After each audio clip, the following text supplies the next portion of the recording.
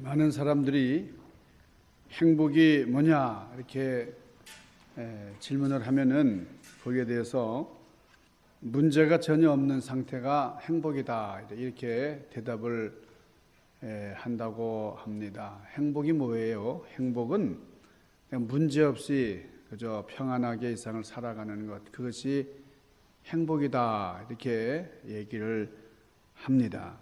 그렇습니까? 행복은 문제가 전혀 없는 상태입니까? 행복이라는 것은 그런 데 있는 것이 아니고 우리 사람은 문제를 해결하면서 살아가는 존재입니다. 그러니까 문제 없는 사람은 없고 문제 없는 삶이라고 하는 것은 있을 수가 없다는 거예요. 문제라고 하는 게 뭐냐? 우리 영혼을 다듬어 주시는 하나님의 정입니다. 우리가 정을 가지고 바위를 쫓고 조각을 하고 그러잖아요. 하나님께서 시련과 문제들을 통해서 우리를 다듬어 주시고 하나님의 사람으로 만들어 가신다 하는 겁니다. 우리 서양 속담에 그런 말이 있어요. 시냇물은 돌이 있다. 시내 흘러가는 시냇물에는 돌이 있다는 거예요. 우리 돌을 다 치워버리면 좋을 것 같지만은 그러나 돌이 없는 시냇물은 소리가 나지 않습니다. 졸졸졸 소리가 나는 것은 돌 때문에 그렇고 우리 돌은 물을 깨끗하게 정화시켜 주는 거예요. 하나님께서 왜 이런 시련을 주시나? 나에게 이런 어려움을 주시는 하나님을 불평하고 원망할 때가 있습니다. 그런데 우리가 어려운 문제에 직면할 때마다 하나님께서 이 어려운 문제를 나에게 주시면서 무엇을 가르쳐 주시나 하는 것을 생각을 해야 한다 하는 겁니다. 잠언서 14장 4절에 보면은 이렇게 말씀을 합니다. 소가 없으면 구유는 깨끗하겠지만은 그러나 소의 힘으로 얻는 것이 많으니라 그랬습니다. 소가 없으면은 여러분 그 소의 그 구유, 우리 예수님도 구유에서 나셨는데 외양간에 가면은 그 여물통이 있습니다. 소가 먹는 밥통이죠. 풀과 이 건조더미를 막 집어넣고 그러면은 소가 그것을 막 파헤쳐서 먹고 그래서 더러워집니다. 소가 없으면은 구유는 깨끗하겠죠. 더러워지는 문제를 피할 수가 있겠지만은 그러나 그게 무슨 의미가 있어요? 소가 있는 것이 얼마나 유익하고 좋은데 그 더럽다는 것 때문에 소를 치워버린다고 하면은 얼마나 우매한 일이냐 하는 거죠. 소가 있어서 좀 지저분해질지라도 소가 주는 유익을 생각하면 그 지저분한 것이 훨씬 나은 거예요. 우리의 삶의 문제가 그렇습니다. 우리의 인생을 살아갈 때에 고쳐야 할 것, 바꿔야 할 것 참 많아요. 계절 따라서 옷을 바꿔 입어야 되고 생활용품도 바꿔야 됩니다. 우리가 때에 따라서는 직업도 바꿉니다. 그렇지만 이렇게 바꾼다는 것만 가지고 근본적으로 변화시킬 수는 없다는 거예요. 정말 바꿔야 하는 게 뭡니까? 우리 정신을 바꿔야 돼요. 정신을. 한 우물이 있는데 그 우물 속에서 계속해서 더러운 물이 솟아납니다. 이거 왜 이렇게 더러운 물이 이렇게 솟아오르지? 그래서 그냥 그 주변을 깨끗하게 정리했어요. 페인트 칠도 했어요. 좋은 페인트 그 브랜드 있는 걸로 해서 다시 칠해봤는데 계속해서 냄새가 나요. 예쁜 꽃을 갖다가 그 옆에 참 단장도 했습니다. 그거 가지고 샘물이 깨끗한 물로 바뀌어질까요? 안 됩니다. 우물 속에 있는 근본적인 그 지저분한 것들 다 고쳐야 되고 버려야 돼요. 그래서 우물 속을 깨끗하게 새롭게 해야 새 물을 얻을 수 있습니다. 깨끗한 물을 얻으려면 근본을 치유해야 됩니다. 우리의 삶이 온전하게 되기를 원하고 또 문제가 해결되기를 원하는 그런 사람이라고 하면은 심령의 문제를 고쳐야 된다. 내 마음 밭을 새롭게 해야 그래야 온전한 변화를 이루게 된다는 겁니다. 우리에게 주어지는 문제가 고통스럽고 괴롭다 할지라도 이런 문제가 있기 때문에 우리는 성숙해 왔다 하는 거예요. 그래서 이 아놀드 토인비라고 하는 분이 그 역사학자인데요. 여러분 잘 아시잖아요. 이분이 무슨 말 했습니까? 역사의 연구라고 하는 책을 통해서 우리 인류의 문명은 숱한 도전 앞에서 대답했다는 거예요. 그걸 응전이라 그러죠. 이제 문제들이 있을 때마다 그 도전을 잘 받아들이고 해결하면서 나갈 때에 우리 인류의 문명은 성숙해 갔다는 거예요. 근데 그 문제가 있을 때 그 문제를 해결할 생각하지 않고 문제를 회피하고 외면하고 그러면 파멸, 그런 문명은 다 쇠하고 말았다는 거예요. 우리가 문제가 도전해 올 때마다 그걸 잘 풀어나가는 것이 그렇게 중요하다 하는 거예요. 자, 오늘 본문에 보면 오늘 여기 여호수아에게 한 가지 문제가 생겼습니다. 그게 뭐냐면 이 여호수아가 속한 지파인데 그 지파가 요셉 지파입니다. 그 요셉 자손들이 더 많은 땅을 요구하는 거예요. 출애굽한 이스라엘 백성들이 광야길을 건너와서 가나안 땅에 정착하게 되는데 그 가나안 땅에 있는 그런 기업들을 다 분배해 줬어요. 그때에 이 여호수아에게 다가온 이 요셉 자손들이 이런 도전을 한 겁니다.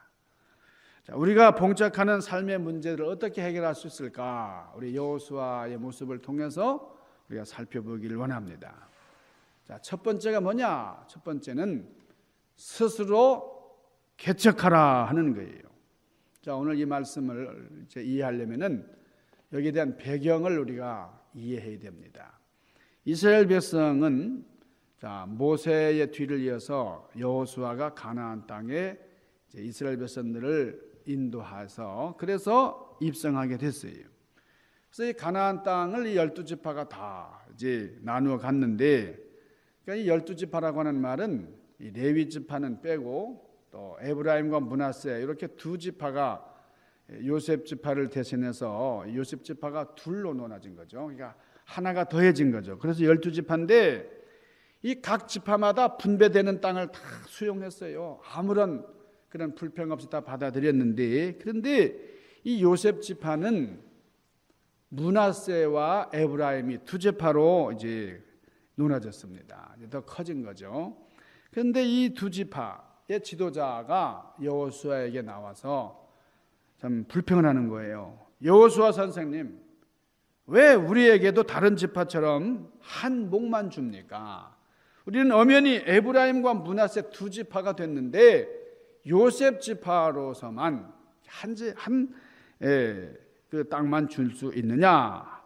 다른 지파가 받는 그 한 몫만 우리가 받을 수가 있느냐? 우리가 두 지파인데 말이에요. 큰 지파인데 말이에요. 자, 이 말이 무슨 뜻이에요? 여기에는 특권 의식이 있는 겁니다. 우리는 저들보다는 다르다는 거예요. 우리는 저 사람들보다 다른 사람인데, 자, 자기들의 선조가 요셉이라는 거예요. 요셉. 누구예요? 요셉은 애굽의 총리 대신이었고 이스라엘을 살린 사람입니다. 굶주려 죽게 된 이스라엘 백성들이, 이 이스라엘 가족이 요셉 때문에 살게 됐다. 그래서 그 공을 내세우는 거예요. 이 요셉 지파의 주장 뒤에는 특권 의식이 있고 이 현실에 안주하려고 하는 개척을 거부하는 의식이 있었다는 거예요. 자, 근데 이게 참 여호수아 입장에서 좀 곤란했어요. 이 여호수아가 에브라임 지파 사람입니다. 그러니까 에브라임 지파 사람인데 자기 지파 사람들이 자기에게 와서 이렇게 요구를 하는데 이게 뭐 틀린 요구가 아니거든요. 하나를 더 달라고 하는데 더 줄 수 있는, 더 줘도 되는 그런 상황이에요. 그러니까 이 여호수아가 참 곤란해졌어요. 우리 한국 사람들이 뭐 고향 사람이 오거나 고향 동기가 오거나, 우리 한국 사람들은요 굉장히 그 발전된 게 있어요. 그게 뭐냐면 백이잖아요. 백. 내가 누군데 말이야. 저 사람이 누구의 백으로 왔냐? 백이라는 거가 우리 한국인에게 있어서 가장 중요한 건지도 모릅니다. 그런데 이 에브라임 지파에 속한 에브라임 대표자들이 에브라임 지파에 속한 여호수아에게 와서 이게 뭐 정당한 요구하는 거예요. 어떻게 보면 우리가 두 지파니까 두 몫을 달라는 거잖아요. 근데 왜 우리처럼 큰 지파가 한 몫만 받아야 되느냐? 여러분, 가장 친한 혈육, 친제가 와서 부탁을 해요. 친척들이 와서 부탁을 해요. 한마디로 쉽게 자르기가 어렵습니다. 자기가 속한 지파의 이익을 추구하지 않고 여러분이 여호수아가 단칼에 잘라요. 참 올바른 지도자죠. 뭐 내 아들이다, 뭐 내 가족이다, 뭐 이런 그래서 더 감싸고 말이에요. 그러는 사람들이 있어요. 내 가족이기 때문에 더 희생해야 되고, 내 자식이기 때문에 더 헌신해야 되고. 여러분, 이것이 개척자의 정신이에요. 이것이 올바른 지도자의 모습입니다. 이 어떻게 보면 이 요셉 자손들 에브라임 지파와 므낫세 지파의 불평은 이해할 수 있죠. 두 지파니까 우리는 두 몫을 가져야 된다. 그러나 그럼에도 불구하고 그 땅은 산지요 점령하기 어려운 땅인데 그것을 너희들이 점령하라는 거예요. 너희들이 개척하라는 거예요. 왜 하나님께서 그들에게 그렇게 하셨을까요? 그들이 다른 지파보다 더 힘이 있고 더 많은 그런 사람들이니까 그곳을 가서 점령하라는 거예요. 개척하라는 거예요. 그런데 그곳은 장대한 가나안 민족이 철병거를 가지고 있습니다. 철병거를 가졌다는 말은 그 당시에 이스라엘 백성들은 나무로 된 것들, 뭐 기껏하면 돌로 된 그런 병기를 가지고 싸웠는데 저 가나안 백성들은 지금 철로 된 그 무기를 가지고 말해요. 방어를 하니까 뭐 상대가 안 되잖아요. 그래서 너무너무 두렵습니다. 갈 수가 없는데 그러나 그럼에도 불구하고 그 땅을 점령하라. 그 땅을 개척하라는 거예요. 이게 무슨 말입니까? 두 번째로 이것은 너희들 능력이 있지 않냐는 거예요. 능력이 있으니 개척하라는 거예요. 요셉 자손은 많은 힘을 가지고 있어요. 지파가 두 지파니까요. 민수기에 의하면 20세 이상 싸움에 나갈 만한 자가 에브라임이 4만 500명, 므낫세가 3만 2,200명이에요. 합계가 얼마입니까? 도합 7만 2,400명이에요. 막강한 힘이에요. 그러니까 이 사람들이 이렇게 막강한 힘을 가지고 있는데 우리 힘이 있는데 우리에게 요거밖에 안 주냐 이렇게 불평을 하고 있잖아요. 편안하게 넓은 땅을 힘 있는 우리가 가져야 된다 뭐 이렇게 생각을 하는데 여호수아가 뭐라 그래요? 너희들이 그 능력을 가지고 그 힘을 가지고 올라가서 개척을 해야 되지 않느냐. 개척을 하면 될 텐데 하나님께서는 우리에게 많은 능력을 주시고 힘을 주셨는데 그 힘을 잘 활용해서 쟁취하고 그것을 누리기를 원하십니다. 우리가 편안한데 안주하기를 원하지 않으시고 개척하라고 하십니다. 자, 세 번째는 문제의 겉모습만 보지 말아라 하는 거예요. 이 산지에 철병거로 무장한 그들의 겉모습에 놀라지 말아라는 겁니다. 희생하고 그들을 내쫓을 수 있는 힘, 정신력, 죽을 각오를 하고 나가라는 거예요. 그러면 능히 쫓아낼 수 있다는 겁니다. 왜 낙심합니까? 성경은 이 요셉 자손의 마음을 메뚜기 정신이었죠. 메뚜기 사고방식이라 그랬어요. 이스라엘 백성들이 가나안 땅에 들어갈 때에 12명의 정탐꾼이 와서 보고를 했어요. 다 그 대표들을 두어가지고 지파의 대표들이 정탐을 하고 왔는데 여러분 그 믿음이 없는 10사람이 뭐라고 보고했어요? 저들은 엄청난 거인들이고 너무나 장대하다. 우리는 거기에 비하면 꼭 메뚜기 같다 그래요. 메뚜기. 여러분 오늘날 메뚜기 사고방식을 가진 사람들이 참으로 많아요. 자, 우리가 이 여호수아와 갈렙 이 두 사람이 그 이스라엘의 12지파의 대표의 한 사람이었어요. 그러니까 다른 10지파의 대표들하고는 달리 이 여호수아와 갈렙은 아주 긍정적인 보고를 합니다. 우리가 비록 나약하고 힘이 없는 것지만 그러나 우리에게는 하나님이 계시지 않느냐. 하나님이 함께 하시는데 우리가 못할 게 뭐가 있겠냐. 아주 긍정적인, 우리는 능히 그들을 대적할 수 있고 그들은 우리의 밥이다 그랬어요. 대단한 이런 적극적인 사고방식을 가지는 그런 우리가 되기를 바랍니다. 이 맹겐이라고 하는 사람이, 맹겐이라는 사람인데 이 사람이 이런 말을 했어요. 우리 인간에게는 여러 문제가 있는데 우리 인간이 가진 문제는 쉬운 해결책이 있다. 멋지게 보이고 그럴듯해 보이지만 잘못된 것들 말이다 그랬어요. 우리 문제가 있는데 우리 잘못된 것들, 여러분 우리가 이것을 개척하자는 거예요. 바울은 도전 의식을 가진 개척자였습니다. 얼마나 많은 도전과 시련이 있었어요. 많은 사람들이 말립니다. 아니 바울 선생님, 지금 당신이 예루살렘에 올라가려고 하는데 예루살렘에는 지금 당신을 죽이려고 하는 결사대들이 조직이 되어서 당신을 죽일 텐데 올라가지 마소서, 올라가지 마소서. 그래. 그때 바울이 뭐라고 대답을 합니까? 내가 복음을 전파하는 것이라고 하면 나의 생명까지도 귀하게 여기지 않겠다. 내 생명까지도 다 내놓겠다. 그런 결연한 의지를 표명을 합니다. 여러분, 주님께서는 오늘 우리에게 너의 삶을 개척하라, 너의 인생을 개척하라 이렇게 말씀을 하십니다. 왜 개척하라고 하십니까? 이 말 속에는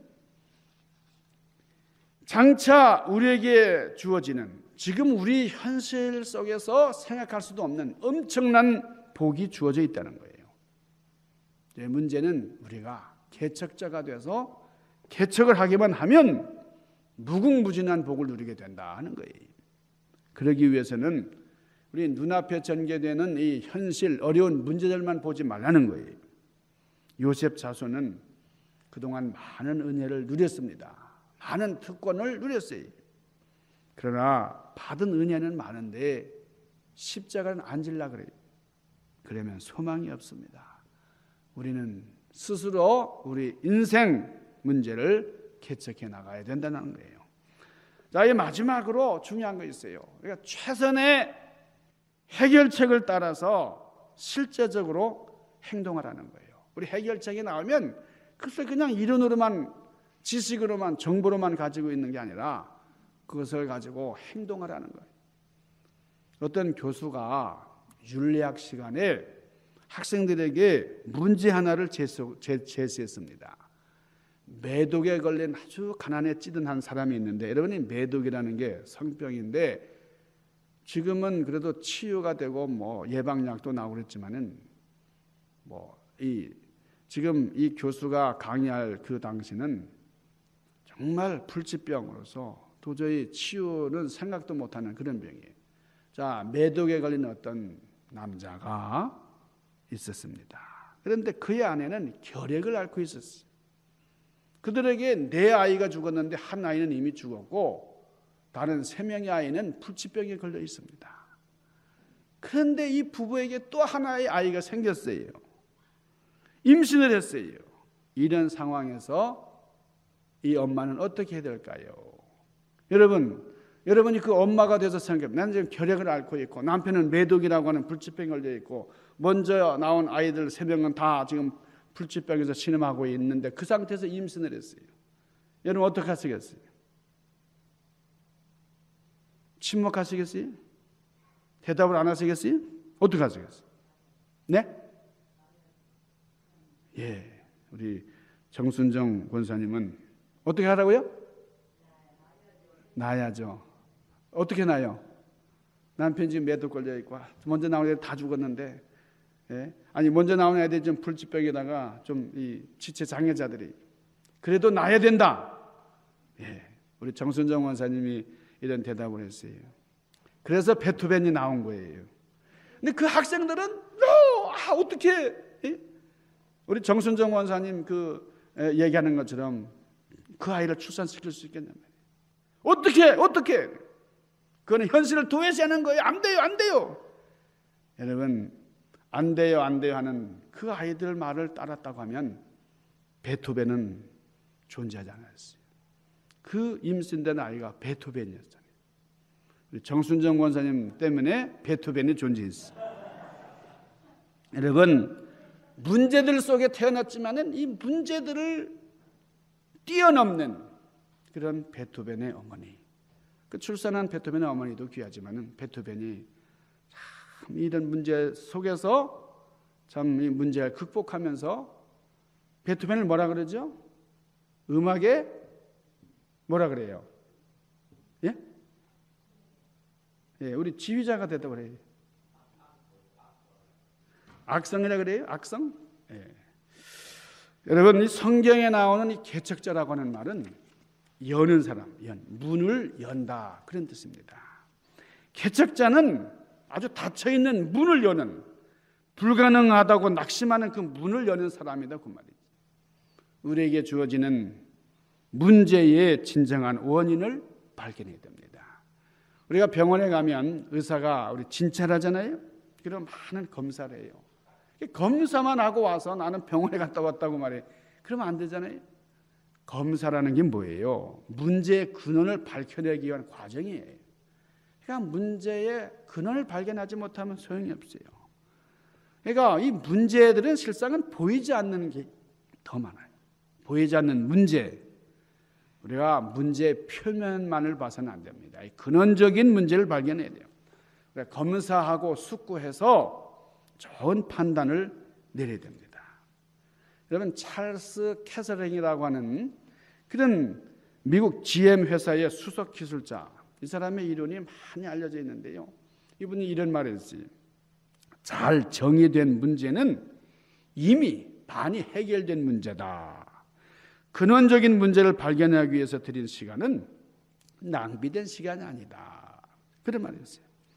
여러분, 우리가 문제가 있을 때에 문제를 없는 것으로 그냥 이렇게 대충 넘기는 게 아니고 그 문제를 잘 이렇게 해결하는 그런 데 초점을 맞춰야 돼요. 문제의 본질을 발견하고 해결을 해야 됩니다. 우리 그리스도인들은 개척자들이에요. 생각을 바꿔서 문제들을 바라보고 문제를 해결할 수 있는 그 문을 활짝 열어 제끼는 그런 여러분들이 되시기를 바랍니다. 모든 사람들이 낙심하고 있는 그 상황에서 도무지 안 된다고 할 때에 그것 가지고는 아무것도 할 수 없다고 하는 그런 불가능 속에서 우리에게 해결의 문이 보인다. 우리는 열 수 있다. 축복의 문을 여는 그런 개척자들이 되시기를 주님의 이름으로 간절히 축원합니다. 기도하십시다. 신령하신 아버지, 오늘 여호수아에게 주어졌던 도전적인 그런 문제가 있었습니다. 여호수아는 믿음으로 너희들이 스스로 개척하라고 권고했고, 저들이 이 믿음 가지고 나아갈 때에 좀 산지의 그 어려운 가나안 민족들을 추방하고 주인이 되었습니다. 오늘 우리 교회가 가지고 있는 여러 가지 문제들, 주여 힘들고 어려운 문제들 많이 있지만은 이런 문제들을 믿음으로 활짝 열어 제끼는 개척자들로서 우리를 존재케 하시는 주님께서 더욱더 많은 그런 주의 능력을 발휘할 수 있는 믿음의 주인공들 세워 역사하여 주시옵소서. 예수님 귀하신 이름으로 간절히 구하옵나이다. 아멘.